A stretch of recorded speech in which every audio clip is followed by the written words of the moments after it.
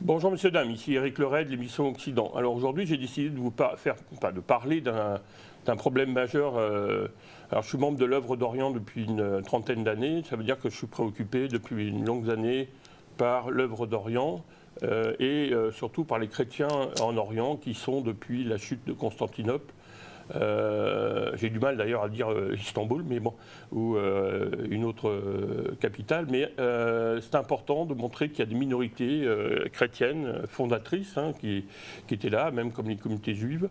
On va parler essentiellement de l'Arménie aujourd'hui, parce que vous avez sûrement vu l'actualité. Alors pour en parler, j'ai invité une personne qui semble bien connaître, mais bon, on va en discuter. Donc, Monsieur Viken Atarian. Bonjour. Bonjour. Alors, bon, c'est très sensible. Alors, on va y aller avec des pincettes quand même, parce qu'on ne peut pas dire non trop de choses. Et on va essayer d'y aller, disons. Alors, vous êtes d'origine arménienne. Alors, racontez-nous un peu rapidement comment vous êtes arrivé au Canada, qu'est-ce qui s'est passé il y a disons, on va dire un siècle, qui a été quand même, on a été proche de l'extinction de la réalité arménienne. Mais d'abord, dans un premier temps, vous-même, comment... Moi, je suis, oui, d'origine arménienne. Je suis né au Liban. Mon père, il est né, ce qui est actuellement la Turquie, dans la ville de Diyarbakir. Il a vécu en Syrie. Ma mère, elle est née à Mossoul, en Irak, parce que mes deux grands-parents, ou mes quatre grands-parents, sont des rescapés du génocide arménien, qui était le premier génocide documenté de l'histoire du XXe siècle. Alors, ils se sont aboutis éventuellement au Liban. Je suis né au Liban. Après, j'ai étudié dans plusieurs pays en Europe. L'étude de quoi vous avez fait? J'ai fait une étude en ingénierie cybernétique et mathématiques avancées. Vous êtes pionnier. J'ai fait un DEA en France, à Grenoble. Okay. Et en 84, je suis venu au Canada. D'abord dans la ville de Winnipeg, et en 86, je me suis déménagé à Montréal et j'ai fait ma vie ici. Alors, est-ce que la communauté est importante, arménienne, ici? Oui, il y a une très importante communauté arménienne à l'alentour de 60 000 gens d'origine arménienne qui viennent de divers pays. Ils ne sont pas... Il y en a aussi de l'Arménie même, oui. La Syrie, l'Irak, de l'Iran, de la Turquie, la Grèce, l'Égypte. Parce qu'à cause du génocide... Oui, à cause du génocide arménien, les Arméniens se sont éparpillés dans les pays du Moyen-Orient et ils ont essayé de rétablir leur vie, mais à cause des guerres et des autres, disons, des conflits civils, etc., ils se sont déménagés encore une autre fois. D'accord. Alors, voilà. Et on peut situer l'origine de l'Arménie, comment ça s'est... C'était à l'époque de Jésus ou est-ce que c'était... Non, c'est 3 à 4 000 ans avant Jésus. Ah, bon. Alors, les Arméniens sont indigènes de l'Anatolie. C'est d'ailleurs la langue parlée indo-européenne la plus proche de la langue racine proto-indo-européenne. Et, disons, toutes les autres langues se sont divergées de cette langue proto-indo-européenne de la région de l'Arménie actuelle.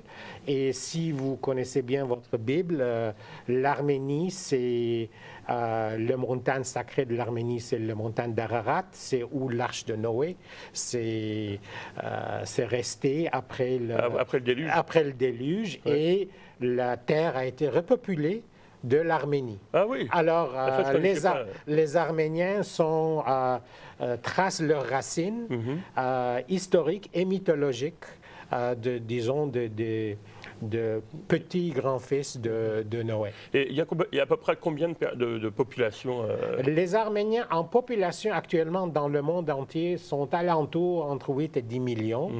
Et juste à peu près 2,5 millions restent dans la République d'Arménie. Mais majoritairement, l'Arménie était vidée de sa population et l'Arménie occidentale est actuellement dans la Turquie. Alors, on va expliquer la différence entre l'Arménie et bon.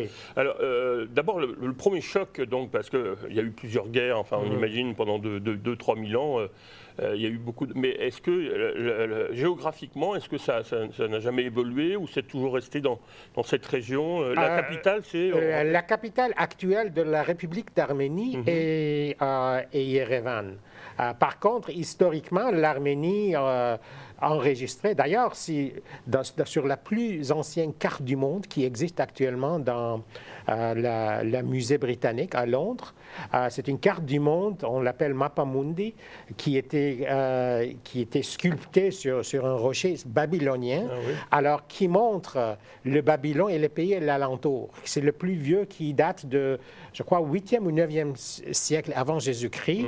Et sur la carte, dans le nord de Babylone, c'est marqué l'Arménie. C'est partie des peuples aussi anciens que les Juifs, quoi. Enfin, oui, c'est un peuple très, très ancien. Et l'histoire montre l'Arménie. Il y avait une empire arménienne qui est allé jusqu'à la Palestine, qui faisait concurrence à l'empire romain. Mais après, les Romains ont conquis l'Arménie en même temps.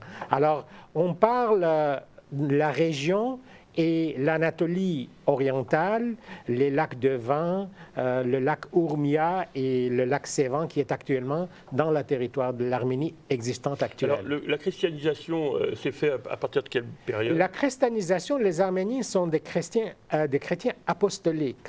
Alors, la christianisation est arrivée en Arménie déjà dans le 1er siècle, avec les deux apôtres. Quand vous dites apostolique, c'est fondé sur le témoignage des apôtres. Non, c'est deux apôtres, Saint Thaddée et Saint Bartholomew, qui étaient les apôtres de Jésus-Christ, qui sont évangélisés les Arméniens. Mais l'Arménie était le premier pays au monde qui a accepté comme religion d'État le christianisme dans l'année 301 après Jésus-Christ. Au moment de Constantin. Oui, disons quelques décennies avant Constantin. D'accord. Oui. Alors c'est important parce que souvent on parle de Constantin qui a été le premier pape à accepter, le premier empereur à accepter le christianisme. Alors il y a une frange catholique importante, l'orthodoxe. Oui, les Arméniens sont majoritairement ce qu'on appelle les apostoliques orthodoxes. C'est une église autocéphalique et il y a qui fait à peu près, je dirais, 70% de la population arménienne. Il y a 10 ou 15% des Arméniens catholiques qui se sont convertis durant le Moyen Âge, durant le temps des croisés qui sont venus de l'Europe, parce qu'il y avait un royaume arménien qui était l'allié des croisés durant les guerres de croisade dans le Moyen Âge, et ils se sont intermariés. Même une des reines arménienne était une reine française, dans le XIIIe siècle. Et c'est là que certains Arméniens se sont convertis en catholicisme. Moi-même, je suis arménien catholique, par exemple. Et il y a, après le 19e siècle, on voit aussi une vague de protestantisme et d'évangélisation des Arméniens évangéliques qui constituent entre, je dirais, 5 à 8% de la population arménienne. Pour resituer, c'est qu'on parle de 1054, le premier schisme avec l'Église, on va dire officielle. Oui. On voit l'orthodoxie apparaître. Mais il y a aussi le premier choc avec l'islam, puisque suite à l'expansion de l'islam, on rappellera qu'ils ont été jusqu'à Poitiers. C'est l'époque de Charlemagne, donc il y a des livres très intéressants, Mahomet et Charlemagne. Donc toute l'Espagne est conquise, et à ce moment-là, l'Arménie aussi. L'Arménie aussi était conquise et devenue un royaume vassal aux Arabes. Mais le vrai choc historique, les Arméniens aussi se sont battus contre les Arabes et ils n'ont jamais accepté l'islam. Ils ont gardé leur foi. Mais les grands chocs, disons, historiques arrivent après l'arrivée des peuples turaniques, des peuples d'origine turque, qui viennent de l'Asie centrale, initialement avec les tribus turques des Seldjouks, qui est vers le Xe siècle, le XIe siècle. Mais après, c'est les Mongols, et après, c'est les Tatars de l'Asie centrale. C'est eux qui vont constituer les bases de l'Empire ottoman. Exactement. Et l'Empire ottoman commence avec la conquête de Constantinople, disons, et l'Arménie majoritairement tombe sous l'Empire ottoman, sauf qu'une partie est sous, disons, sud de Caucase, et sous l'égide de la Persie safavide, qui l'Arménie en réalité est sous deux empires. D'accord. Et au début les Perses, quand vous dites Perses, c'est ça, les Iraniens. Donc les Iraniens. Les Iraniens, oui. Voilà. Alors il faut situer, la chute de Constantinople, c'est autour du XVe siècle. C'est ça, 1453. L'imprimerie apparaît en 1470, donc vous voyez, près les 1450, voilà. Donc on est dans cette période très, très riche. Et l'Arménie, le dernier royaume arménien qui était le royaume de la Cilicie, qui est au nord de la mer Méditerranéenne, au sud de la Turquie, cet royaume tombe en 1375 et conquise par les Ottomans. Alors, il faut rappeler que l'Empire ottoman, c'est tout le Maghreb, l'Égypte, Israël, enfin tout ça, c'est sous la domination ottomane. Donc, vous faites partie... Incluant l'Arabie. L'Arabie, bien sûr, oui. Tout à fait. Alors, oui, on fait partie de cet empire.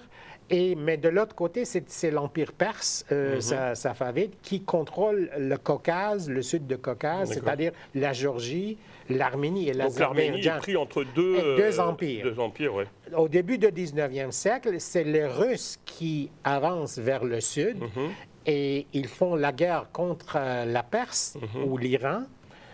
Et c'est la conquête du sud de Caucase. Alors tout le sud de Caucase tombe jusqu'à la rivière Arax ou Araxès, qui devient la frontière avec l'Iran, tombe sous l'Empire russe. Et cet empire dure jusqu'à la Première Guerre mondiale. Durant la Première Guerre mondiale, l'Empire russe entre en guerre contre l'Empire ottoman. Et ce qui est drôle, c'est que les Arméniens, qui sont des citoyens de l'Empire russe, vont aller se battre contre leurs confrères qui sont les Arméniens, qui sont des soldats de l'Empire ottoman. Ah ben, ils n'ont pas le choix. Exactement. Malgré eux. Exactement. Alors, c'est juste dans cette période, en 1915, que les dirigeants de l'Empire ottoman, des ultranationalistes, qui voient qu'ils sont en train de perdre l'Empire ottoman, alors ils mettent en place un plan, ils exécutent ce plan de l'extermination de toute la population arménienne indigène de l'Empire ottoman. À l'époque, il y avait combien à peu près de personnes, la population? Dans l'Empire ottoman, il y avait à peu près 4 millions d'Arméniens et ils étaient majoritaires dans les provinces de l'Est, c'est-à-dire dans les provinces qui étaient historiquement l'Arménie. Donc l'Arménie et la frontière qui est problème. Oui, exactement. C'est une partie de l'Azerbaïdjan, on va dire. Non, l'Azerbaïdjan faisait partie déjà de la Russie. Ah, d'accord. OK? Alors, ce qui se passe actuellement, c'est que c'est les provinces de l'Est de l'Empire ottoman, Lac de Van, où il y a actuellement une grande population kurde, mais on a les statistiques, les dernières statistiques de période de 1912 qui montrent clairement que les Arméniens, dans chacune des provinces, ils n'étaient pas une majorité absolue, mais ils avaient plus que 50% de la population encore. Et c'était des sites de la civilisation arménienne depuis millénaires. Alors, les Arméniens, les intellos arméniens sont arrêtés, ils sont tués, abattus. Donc là, on commence... On commence le génocide de 1915. Voilà, tout à fait. Durant la Première Guerre. Donc là, l'Empire ottoman a une minorité arménienne qui combat pour eux. Oui. Contre les Russes. Oui. Et une partie d'Arméniens aussi qui, eux, travaillent plutôt avec les Russes. Donc là, il y a une confrontation entre les deux. Non, c'est que la réalité, c'est que l'Empire ottoman a décidé que la minorité arménienne, c'est un danger. Ah, même ceux qui travaillent pour... Oui, même si les gens qui sont mobilisés dans l'armée. Donc, majoritairement, ils ne le mettent pas sur le front. Okay. Mais ils sont des bataillons de construction, etc. Voilà. Mais après, c'était tous les jeunes qui pouvaient se battre dans l'autodéfense. Ils sont déjà mobilisés dans l'armée et après, ils sont fusillés après 1915. Oh là là. Alors, la jeunesse... Donc, en fait, là, ils ne font plus de différence entre ceux qui travaillent pour l'Empire ottoman et ceux qui sont... Non, ils étaient fusillés, donc ils ne pourraient même pas s'organiser pour l'autodéfense de leur village, de leur ville, etc. Et, disons, l'intellectuel était arrêté. Ils étaient tués et abattus le 24 avril 1915. Et après, il ne reste que les vieillards et les femmes et les enfants qui sont égorgés, brûlés vifs, abattus. Et ceux qui restent, ils ont chassés dans le désert de l'Arabie, faire marcher pendant des semaines et des mois pour qu'ils meurent de faim et de soif. Alors, les documents pour tout ça existent, non seulement dans les archives de l'Empire ottoman, mais aussi il y a des témoignages de survivants, mais aussi dans les archives des grandes puissances de la France, l'Angleterre, les États-Unis, l'Allemagne, qui sont les alliés de l'Empire. Oui, parce qu'il faut rappeler qu'il y a eu la guerre en 1850. La France était dans Sébastopol, la guerre de Crimée. Enfin, bon, oui, mais ça fait quelques années plus avant. Là. Mais bon, alors ça veut dire que là, le résultat, il y a une volonté de détruire le peuple arménien. Oui. Alors, on parle de 1 500 000. 1 500 000 qui étaient détruits, mais la grande perte, c'est les terres ancestrales qui est vidée de sa population indigène. Mais après, c'est aussi le vol des biens de tous ces gens-là, parce que l'État turc de Kemal Atatürk décrète que les Arméniens ont abandonné leurs biens. Alors, ces biens appartiennent à l'État. Ça a été nationalisé, on va dire. Exactement. Et l'État le vend pour des sous à des gens qui ont... Des colons. C'est pas des colons, des gens qui ont participé à l'égorgement de la population. D'accord. Alors, ce qui se passe, c'est qu'actuellement, l'État turc est fondé, son identité est fondée sur le vol de toute cette richesse intellectuelle, historique, mais aussi physique. Voilà. On va juste resituer, parce qu'après, on va parler de ce qui se passe. Si vous pouvez montrer la carte, André, de ceux qui reconnaissent, voilà. Ça, c'est pour... Non, mais tu peux laisser d'abord, dans un premier temps, voilà, parfait. C'est pour vous situer, messieurs, dames, donc l'Arménie par rapport à l'Azerbaïdjan, vous voyez, qui est à droite. Vous avez la Géorgie au-dessus, donc là c'est plutôt les Russes, et vous avez vers la gauche... c'est la Turquie. La Turquie, et en bas c'est l'Iran, je crois. C'est l'Iran, oui. Voilà, c'est pour vous situer. Donc 1915 c'est le génocide, et en 1918, donc c'est la fin de la Première Guerre mondiale, et vous avez le traité de Versailles qui brise l'Empire ottoman, et qui va aboutir à la création de plusieurs pays, etc. Donc la déclaration de Balfour, parce qu'on a beaucoup parlé d'Israël, mais... qui est 1917. Mais là, l'Arménie donc est confrontée à une... l'Arménie est créée en 1918. Voilà, c'est ça. L'Arménie a déclaré son indépendance parce que les armées russes étaient en retraite en 1917. Alors l'Arménie, l'Azerbaïdjan et la Géorgie, chacun déclare leur indépendance. Et l'Arménie tombe en guerre immédiatement avec la Turquie. Mais l'Arménie qui est là, que vous voyez sur la carte, ne fait que sur 1/10 historiquement de l'Arménie originale qui existait, qui était sous l'Empire ottoman. Oui, c'est partagé sur plusieurs exactement. Alors, ce qui se passe, c'est que en 1920, l'Arménie, ne peut pas faire face à la Turquie parce que la Turquie est quand même... Encore même si elle a perdu la guerre avec... Même si on parle de 1920. Alors, les armées soviétiques, maintenant communistes, descendent vers le sud encore et reprennent le sud de Caucase.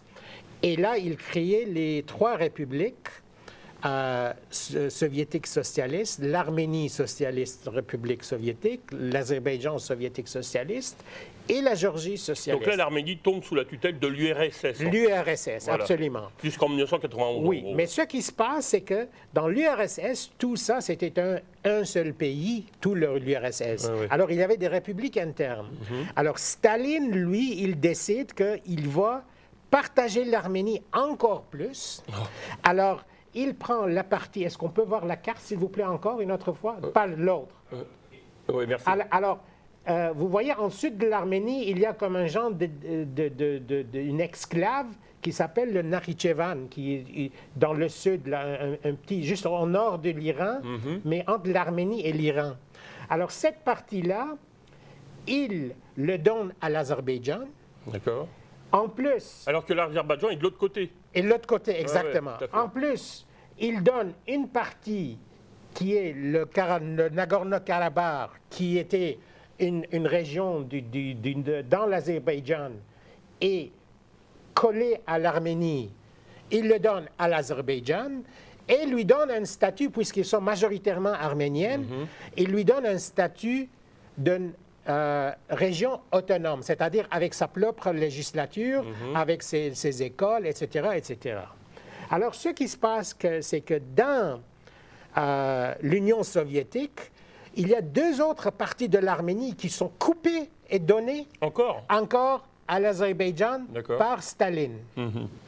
Mais ce qui se passe dans Nakhichevan, c'est que l'Azerbaïdjan, durant la période soviétique, utilise une politique de dépopulation, de créer des conditions économiques. Staline était bon là-dessus pour déplacer les populations. Exactement. Avec les Géorgiens, Exactement. les Ukrainiens. Exactement. Alors, ce qui fait que la population qui était majoritairement en Nakhichevan, de l'autre côté, qui avait à peu près 60% de la population étaient des Arméniens, cette population migre vers l'Arménie. D'accord. La même chose arrive du Karabakh. Alors, la population du Karabakh commence à diminuer et diminuer. Mais actuellement, dans Nakhichevan, il n'existe presque plus. Il y a 0 Arménien. Ah oui. En 88, avec l'arrivée de Gorbatchev, Glasnost, on donne plus de liberté, etc. La population, qui est toujours majoritaire en Nagorno-Karabakh, dans son Assemblée nationale autonome, qui fait partie de l'Azerbaïdjan, fait une déclaration, ils prennent une vote en disant on veut se séparer de l'Azerbaïdjan et on veut se réunir parce que c'est dans la constitution soviétique. Alors on veut se réunir avec l'Arménie parce qu'on est historiquement toujours fait partie de l'Arménie. Voilà. L'Azerbaïdjan prend une décision exécutive qu'ils refusent ça, ils ne vont pas permettre de réunir les deux parties et commencent des pogroms contre les Arméniens qui n'habitent pas dans le Karabakh, parce qu'il y avait des grandes populations arméniennes à Bakou, à Sumgayit, dans des autres villes, parce que l'Azerbaïdjan est un pays multiethnique. Il y a des Talish, des Laz, des populations qui ne sont pas disons, turcophones, qui ont leur propre langue, leur propre culture. Alors, les pogroms commencent et ces populations-là de l'Azerbaïdjan sont entièrement vidées. Là, on parle des années 90. Hein. Là, on arrive en 90. En 91, avec la chute de l'Union soviétique, l'Arménie déclare son indépendance. La région de Nagorno-Karabakh déclare son indépendance en disant qu'on a déjà fait autant que si l'Union soviétique est en train de se fracturer, on ne veut pas alors faire partie de la République d'Azerbaïdjan. On l'a déjà dit en 88, selon les règles du jeu. Alors on va faire une autre déclaration et on va faire un plébiscite dans notre région qui est notre droit. Et là, la population a voté qu'on déclare notre indépendance. Puisqu'on ne peut pas se réunir avec l'Arménie, on déclare notre indépendance. L'Azerbaïdjan déclare son indépendance. Alors, on arrive à une situation et déclare la guerre pour reconquérir leur territoire de la République soviétique. Le monde ne reconnaît pas le Nagorno-Karabakh. L'Arménie entre en guerre contre l'Azerbaïdjan. Et en 1991, avec la chute de l'Union soviétique, il y a une guerre entre ces deux pays pour se battre pour les droits d'autodétermination de la population indigène de Nagorno-Karabakh. La guerre est gagnée, la guerre dure 3 ans, mais gagnée par les Arméniens. Et il y a une conquête aussi des régions d'alentour pour faire une continuité avec la région collée le territoire et garder une zone de sécurité. En année 2020, l'Azerbaïdjan, bon, les pourparlers continuent, etc., mais n'aboutissent à rien parce que l'Azerbaïdjan insiste que le Karabakh devrait faire partie d'eux autres et la question de leur autodétermination n'est pas en question. Ça n'existe pas. L'intégrité territoriale de l'Azerbaïdjan doit être gardée. Et en 2020, en pleine pandémie, avec la Turquie, l'aide de la Turquie, et avec l'aide de beaucoup des terroristes islamistes, des milliers qui étaient recrutés de nord de la Syrie, qui étaient déjà habités en Turquie, attaquent Nagorno-Karabakh et l'Arménie. Et c'est la guerre qui dure pendant 44 jours. C'est une guerre qui était une inégalité énorme parce qu'on parle d'une... la Turquie, c'est déjà membre de l'OTAN, il faut rappeler. Exactement. Et puisque les territoires visés ne faisaient pas partie de la territoire officiellement reconnu de l'Arménie, la Russie ne réagit pas en disant que notre entente de défense mutuelle est juste dans le cas si l'Azerbaïdjan attaque l'Arménie même. Alors l'Arménie était prise seule et finalement, après 44 jours, l'Arménie capitule et l'armée arménienne se retire. Il ne reste que Karabakh et 2 ans plus tard, l'Azerbaïdjan, malgré que leur assurance donnée qu'il serait sécuritaire, etc., attaque massivement le Karabakh et dans 24 heures l'envahit, et avec le résultat que le deuxième génocide et l'épuration de la population indigène est faite. Oui, parce que là, récemment, on a vu ça il y a 2-3 jours. Exactement, exactement. La population est vidée. Ah oui, il y a plus de 100 000 personnes qui ont été exactement, déplacées. Parce que la population, avant la guerre de 2020, la population de Karabakh était à peu près 160 000. Après la guerre de 2020, déjà à peu près 40 000 de ces gens-là, ils ont décidé d'aller en Arménie. Alors, ils sont allés en Arménie. Il ne reste qu'à peu près 120 000. Alors, ces 120 000 qui étaient, depuis décembre dernier, pendant 8 mois, encerclés, affamés, l'Azerbaïdjan ne laissait ni la nourriture, ni les médicaments, ni l'alimentation électrique, coupait Internet, disons, coupait de monde. Il y a beaucoup des instances internationaux qui ont déclaré que c'est un génocide on est en train de perpétrer un génocide. Et comme au Rwanda, à peu près, on le voyait à la télé. Oui. Est-ce qu'on peut voir l'autre carte, s'il vous plaît? Ah oui, on va mettre... Voilà. Alors, ce qui se passe, c'est que le génocide a continué et est complété parce que la population est entièrement à 95%. C'est l'épuration ethnique et les peuples qui habitaient là-bas pendant 4-5 000 ans, maintenant sont entièrement vidés de leur territoire. Alors là, vous montrez la carte où il y a à peu près tout ce qui est en vert, c'est ceux qui reconnaissent le génocide. On parlait de 1915. Hein. Oui, exactement. Et donc là, tout ce qui est en rouge, c'est les pays qui ne reconnaissent pas. Alors, non, c'est pas ça. Il y a 3 catégories de pays. Vous voyez, en vert, c'est les pays qui reconnaissent historiquement la véracité du génocide arménien. Ça, c'est important parce que, puisque à 99,99% de tous les historiens l'admettent, incluant les historiens turcs d'ailleurs, l'admettent que le génocide arménien est une vérité historique.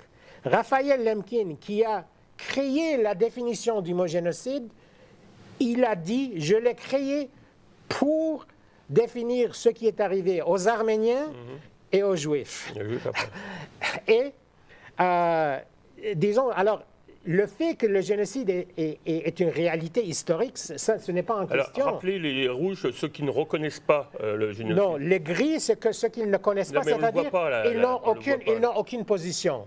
Les verts sont les pays qui reconnaissent officiellement. Les rouges sont les pays qui nient officiellement le génocide. Il dit, on ne reconnaît pas, mais ça n'a jamais existé parce que c'est historiquement faux. Alors, c'est quoi le nom de ces pays parce qu'on Les pays sont 3. Okay. Ils dépensent des milliards et des milliards de dollars du lobbying pour la propagande contre le génocide. C'est la Turquie et l'Azerbaïdjan. Et depuis 1921, le Pakistan. Bon. Alors, la Turquie et l'Azerbaïdjan ont un intérêt de détruire l'Arménie parce que l'Arménie est le dernier espoir de faire des revendications pour le génocide. Voilà, s'il n'y a pas un revendicateur pour avoir des répercussions, le génocide sera juste un fait historique reconnu, mais oublié. Et oublié parce que les témoins vont disparaître. Exactement. Les témoins historiques, mais aussi les témoins les revendicateurs des droits. Voilà. Alors, c'est ça le fait triste, et que l'Arménie actuellement devient, dans les 3 dernières semaines, le seul peuple au monde qui a vécu 2 génocides un siècle après l'autre. Et c'est ça, donc, l'Occident est actuellement... pour l'instant, ils ne réagissent pas. Hein. Ils ne réagissent pas. L'Occident ne réagit pas. L'Occident a abandonné l'Arménie une autre fois pour des intérêts géopolitiques, pour des intérêts de gaz naturel, pour des intérêts financiers, etc. Oui, c'est dommage, mais on vit actuellement l'actualité. Donc, alors, qu'est-ce qu'il faudrait faire pour essayer d'aider ce peuple? Parce que est-ce qu'on peut donner de l'argent? Est-ce qu'il y a une association ici au Canada? Bon, écoutez, c'est pas juste donner de l'argent. Actuellement, il y a la crise humanitaire des réfugiés. Alors, je voulais juste rappeler, parce que, messieurs, dames, pour ceux qui prennent... Donc, nous sommes avec Viken Atarian, qui témoigne de la réalité de l'Arménie aujourd'hui et de ce qui se passe. On essaye d'expliquer un peu. Alors, soyez tolérants avec nous, parce que c'est assez compliqué quand même, comme vous avez pu le voir. Mais c'est important. Lux Média et l'émission Occident voulaient témoigner, parce qu'on n'en parle pas dans les médias, de ce génocide en direct qui est en train de se passer sous nos pieds, là, on peut dire. Oui. Alors, quelles sont les façons? Donc, l'OTAN, déjà, pourrait peut-être réagir. Non, l'OTAN ne pourrait pas réagir parce que la Turquie fait partie de l'OTAN. Alors, si l'OTAN réagit, c'est une déclaration de guerre contre la Russie, La Russie, d'ailleurs, garde la frontière avec la Turquie. Il y a les forces russes dans l'Arménie. Il y a des forces russes en ce moment. Oui, parce que c'est l'effet, parce que l'Arménie fait partie, est un allié de la Russie, allié entre guillemets de défense mutuelle. Alors, l'OTAN est sera considéré comme l'agresseur. D'ailleurs, la Turquie est l'agresseur. On parle, écoutez, on parle 2 poids 2 mesures. Parce que, par exemple, la Turquie occupe le nord de Chypre depuis 1974. Il n'y a aucun pays qui reconnaît le nord de Chypre, mais on ne dit rien à la Turquie qu'il doit se retirer. Bien sûr. Mais on dit que l'Azerbaïdjan a tout le droit d'envahir un territoire qui n'a jamais fait, historiquement parlant, partie de son territoire ou d'un pays appelé Azerbaïdjan. Mais maintenant, on dit que c'est la faute aux Arméniens, mais la faute aux Arméniens, bon, ils ont quitté parce qu'ils ont peur pour leur vie. C'est pour ça qu'ils ont quitté. Il n'y a personne qui aime quitter sa maison et ses terres.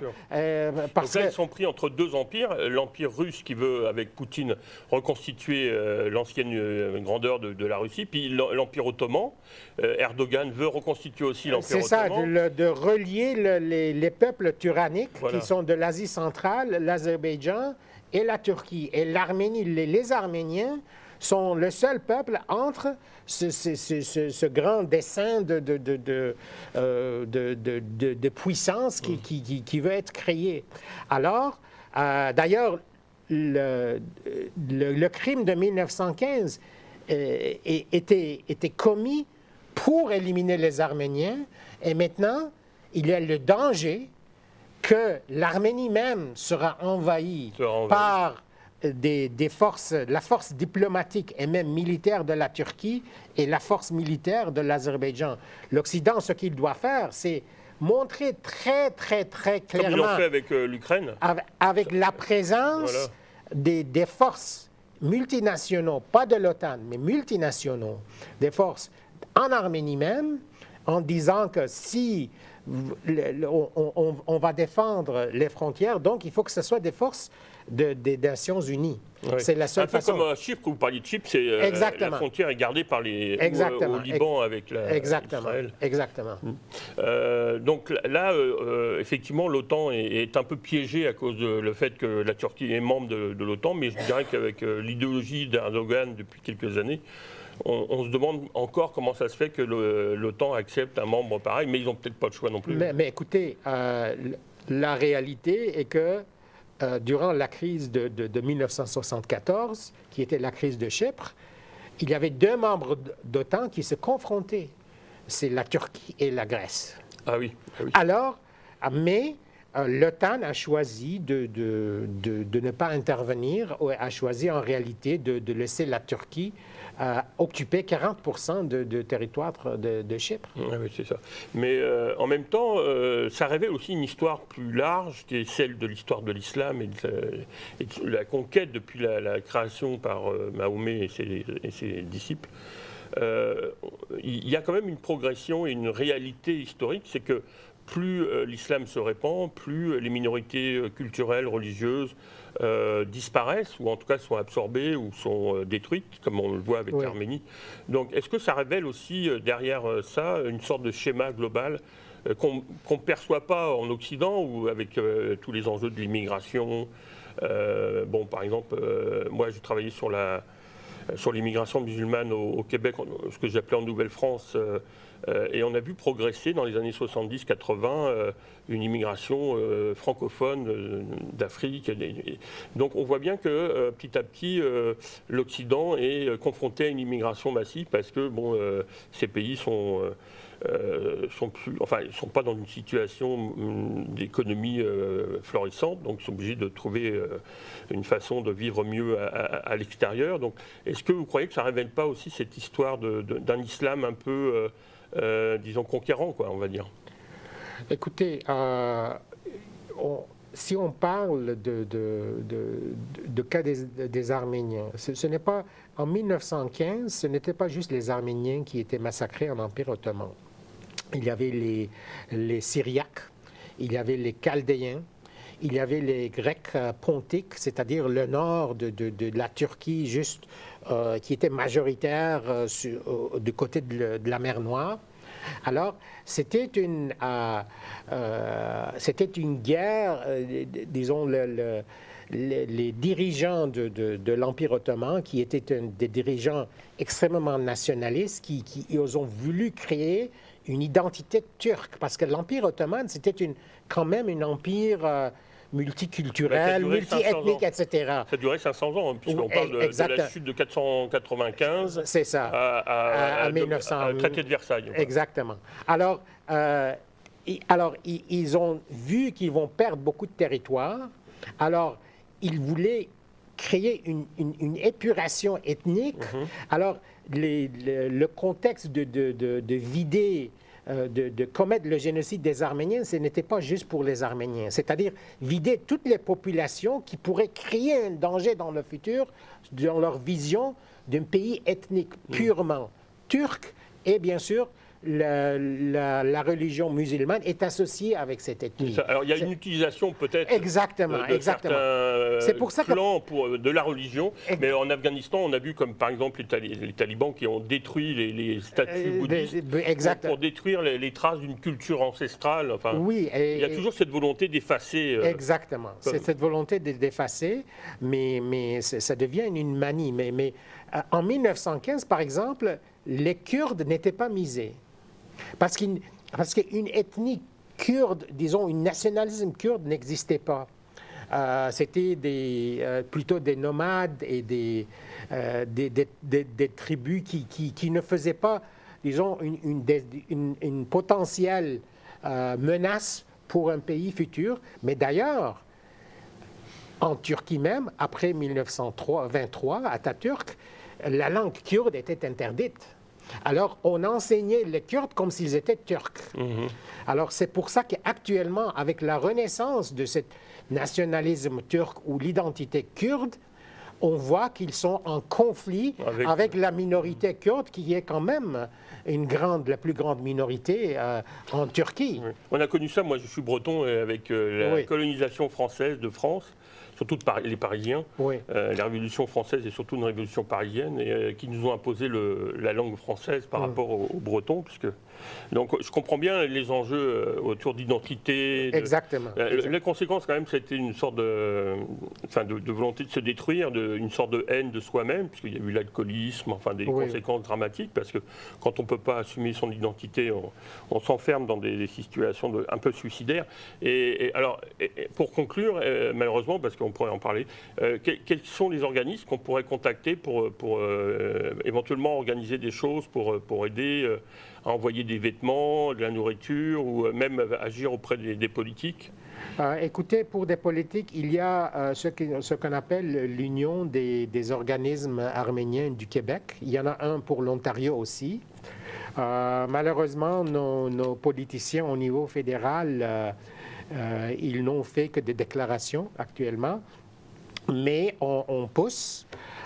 Au niveau provincial, il y a eu beaucoup des politiciens qui se sont prononcés pour aider les Arméniens. Alors, politiquement parlant, il faut aussi dire que l'Arménie fait partie de la francophonie. Et l'Arménie est le seul pays démocratique dans la région. En plus. Oui. Alors, on parle d'un pays avec des valeurs occidentaux. On parle d'un pays qui est la racine même de beaucoup de peuples d'Occident. Actuellement, par exemple, la langue sumérienne qui est maintenant admise comme être la langue la plus ancienne, la civilisation la plus ancienne historiquement, est une langue indo-européenne. Elle n'est pas une langue sémitique. Et la langue plus proche pour comprendre le sumérien, c'est l'arménien. Parce qu'il y a beaucoup de mots en arménien qui sont communs avec le sumérien. C'est un peu comme la langue copte, c'est l'ancien égyptien. Exactement. Alors voilà, l'Occident, toutes ses racines viennent de ce peuple. Alors, avec la perte de ce peuple, l'Occident va perdre la capacité de comprendre et apprendre sur lui-même. D'où il vient. Alors, la question qui émerge tout de suite pour conclure, que fait le pape François?